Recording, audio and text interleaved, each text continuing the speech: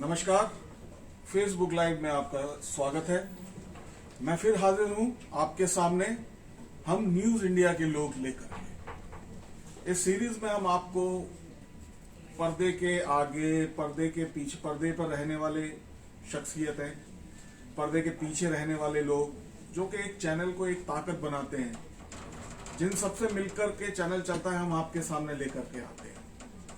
आज हम आपको मिलाने जा रहे हैं, हमारी एंकर हैं, इनको आप देखेंगे।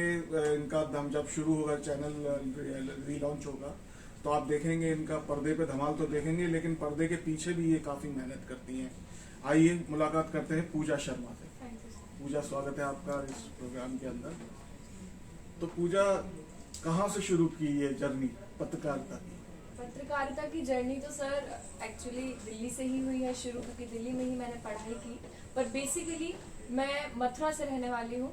मथुरा के लोग कहते हैं बहुत रसीले होते हैं, बहुत मीठा मिजाज होता है उनका। तो कुछ मेरा भी ऐसा ही मिजाज है, आप भी सुन रहे होंगे। तो मेरी बोली बहुत मीठी है, ऐसा सब कहते हैं मुझे।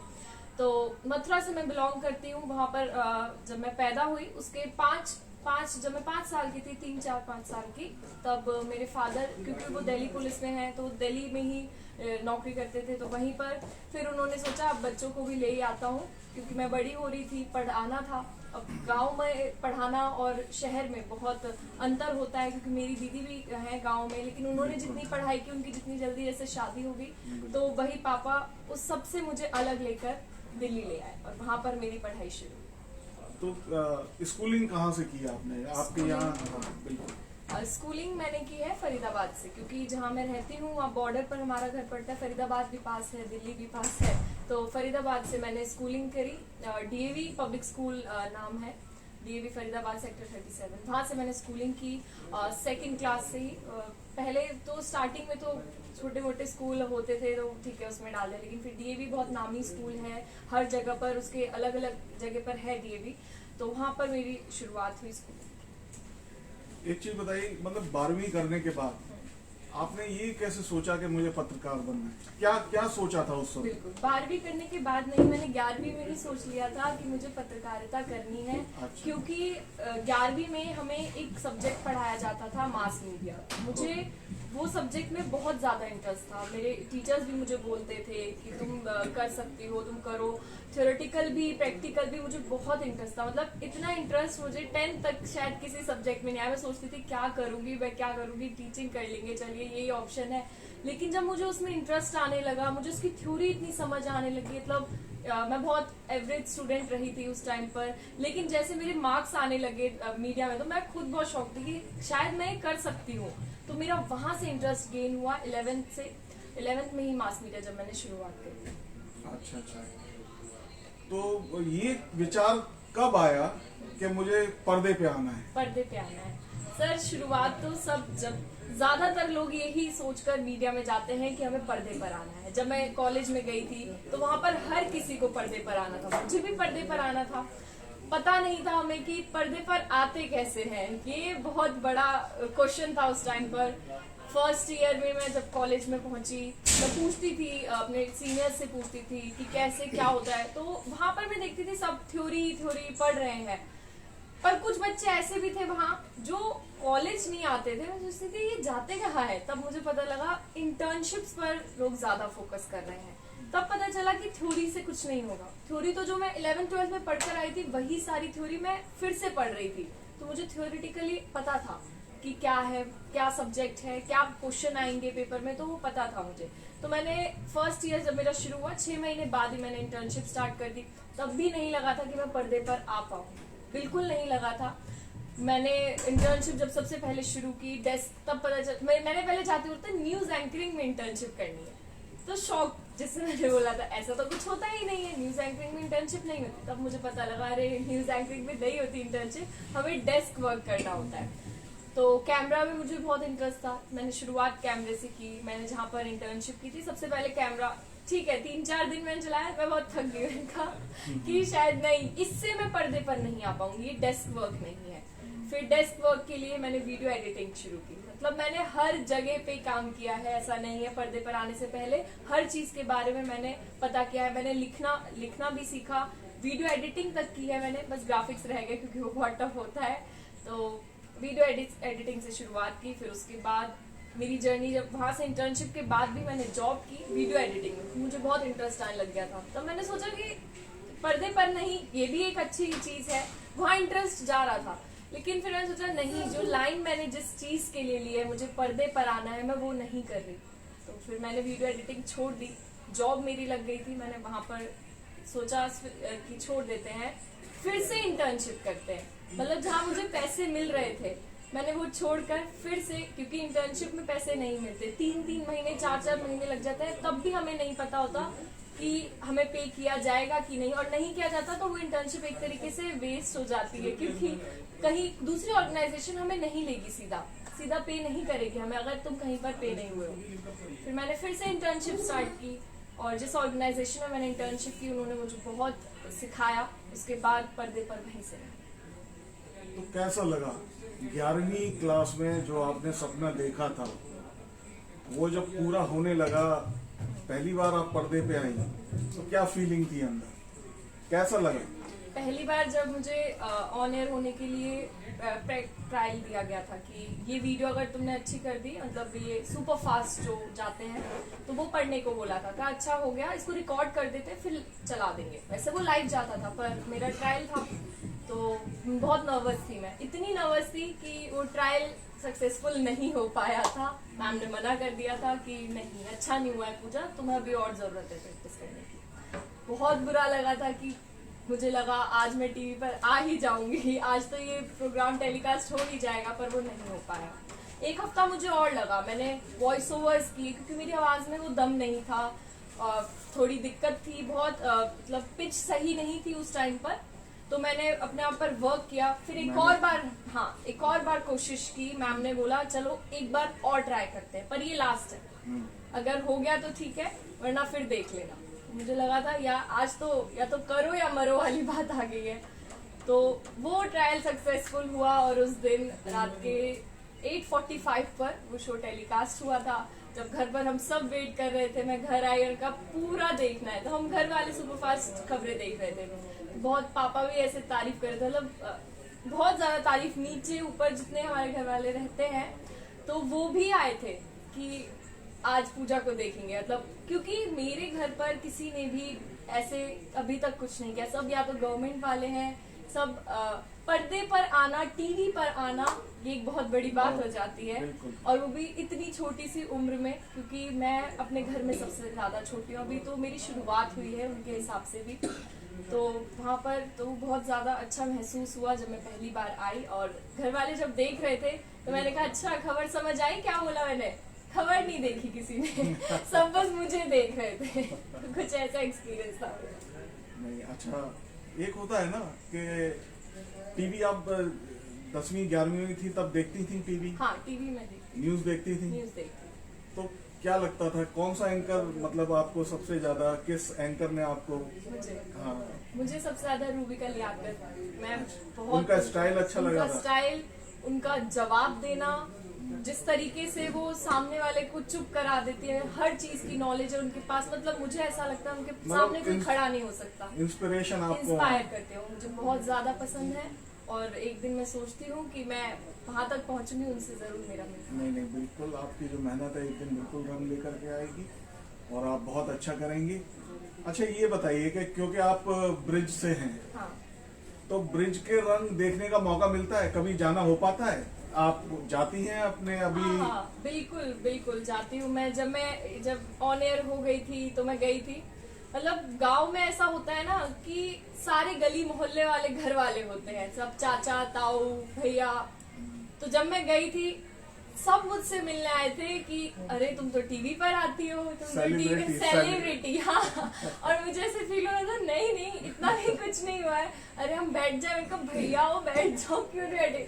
मतलब सब ऐसे मुझे ट्रीट किया है। जब मैं अपने भाई की शादी में गई थी कि सब सेलिब्रिटी वर्ड में सुन के थक गई थी, और मैं सोच रही थी कि इतना भी नहीं किया, अभी तो शुरुआत हुई है, अभी तो बस शुरुआत हुई, अभी मुझे करना है। तो गांव वाले इतने खुश थे, मतलब सब अपने एक बेटी की तरह, मतलब उनको इतनी खुशी होती है, हर कोई बताता है।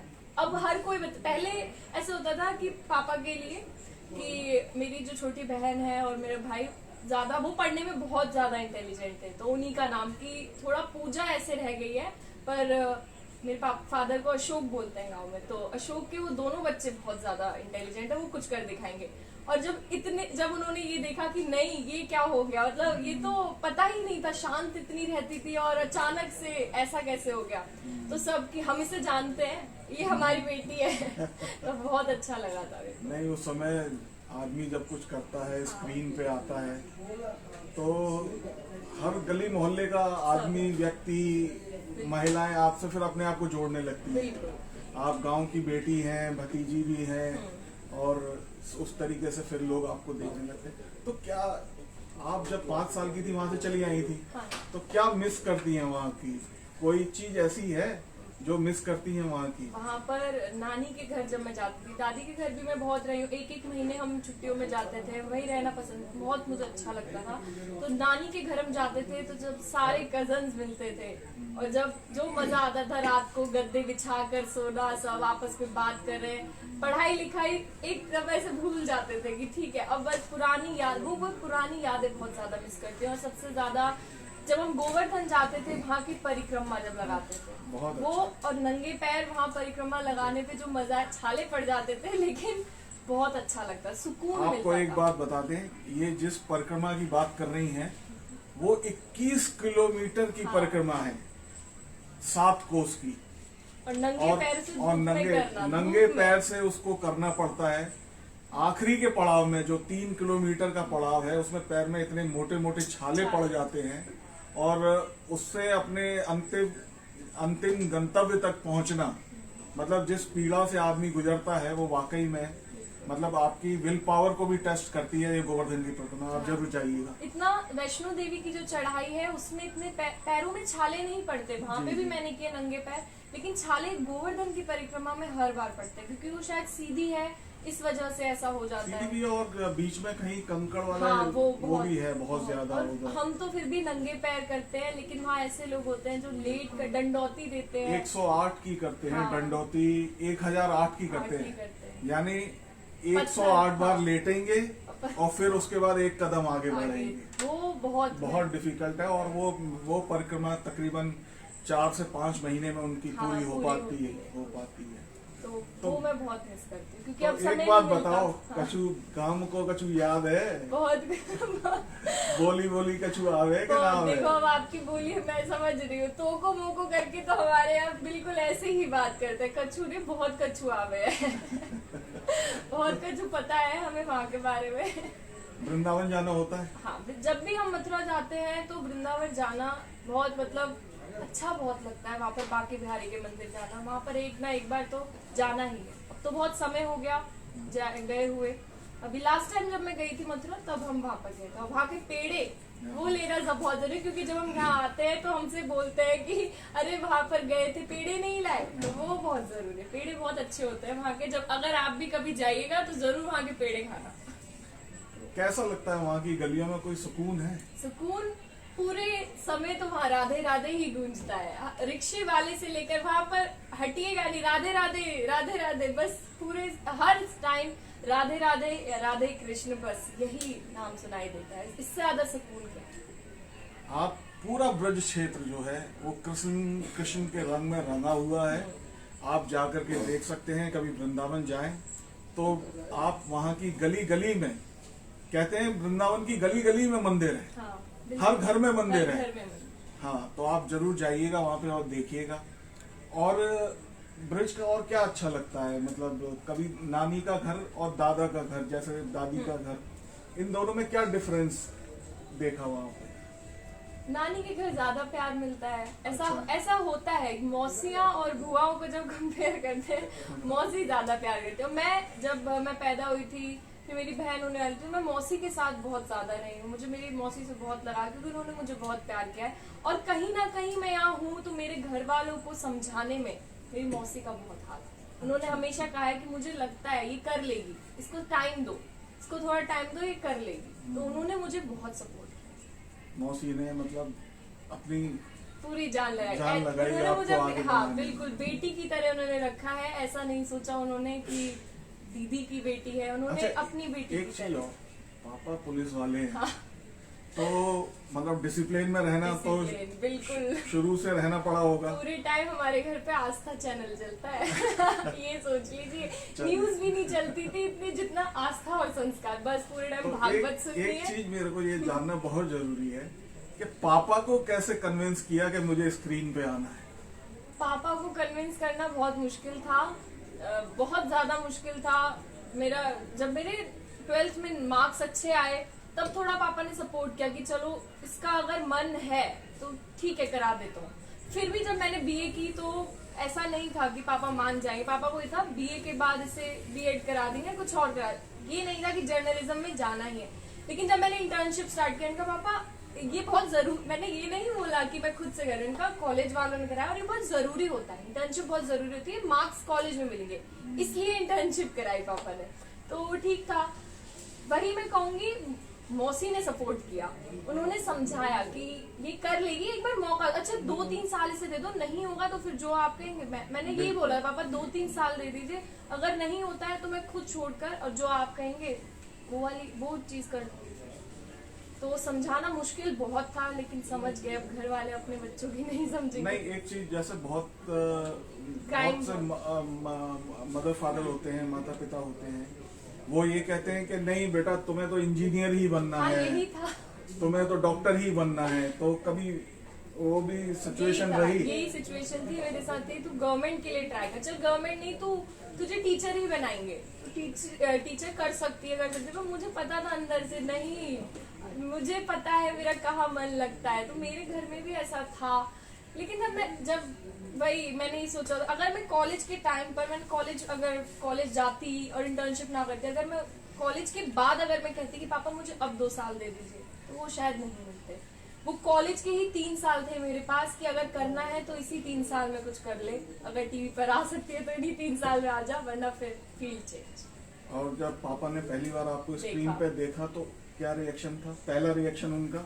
बहुत अच्छा रिएक्ट, वो कुछ कह ही नहीं पा रहे थे, शांत। पापा मुझसे कभी नहीं कहते, जब मुझे पता चला था पापा ने कभी मुझे ऐसे सामने नहीं बोला कि अच्छा ये देख बेटा ऐसे कर। लेकिन जब पिछली बार पापा गांव गए थे, मेरी बहन गई थी, मैं वहां नहीं थी, तब मुझे पता चला कि पापा ने वहां कहा कि मेरी बेटी टीवी पर आती है, तुम्हें क्या पता है, तुम उसे देखो कितना अच्छा करती है। तब मुझे पता लगा अच्छा पापा दिखाते नहीं है, लेकिन सबको पापा बताते हैं। पापा ने कभी मेरे सामने शो नहीं किया, लेकिन कहीं ना कहीं बहुत प्राउड फील करते हैं। पुलिस वाले हैं ना, तो एक अपनी वो भी रहती है कि वही बिल्कुल। मैं एक टाइम था पापा खुद कहते थे मीडिया वालों ने तो देखो पुलिस वालों को कैसे किया हुआ है, तंग किया हुआ है, हमारी समझते ही नहीं है, हम क्या करें, ये वो ऐसे करते थे।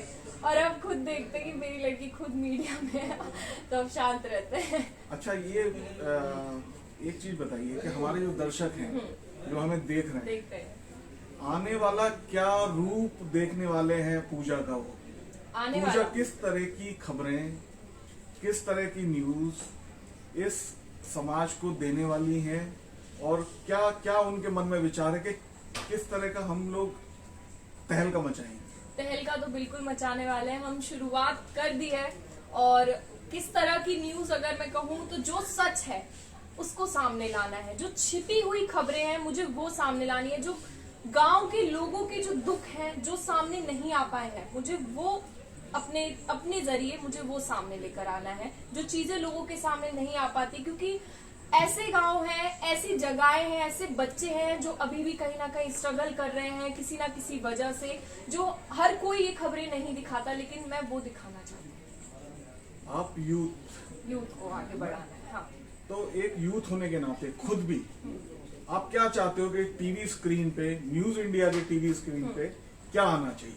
न्यूज इंडिया की टीवी स्क्रीन पर वो आना चाहिए जिससे यूथ कनेक्ट करे, और यूथ तभी कनेक्ट करेगी, मुझे ऐसा लगता है, मैं खुद किस न्यूज से कनेक्ट करती हूँ जो आम तौर पर हमारे आसपास चल रहा है, अगर हम वो दिखाएंगे तो यूथ सबसे ज्यादा कनेक्ट करेगी। मैं खुद वही चीज देखती हूँ, और थोड़ा सा एंटरटेनमेंट का तड़का भी लगाने की मैं कोशिश करूंगी, क्योंकि मुझे उसमें बहुत ज्यादा इंटरेस्ट है।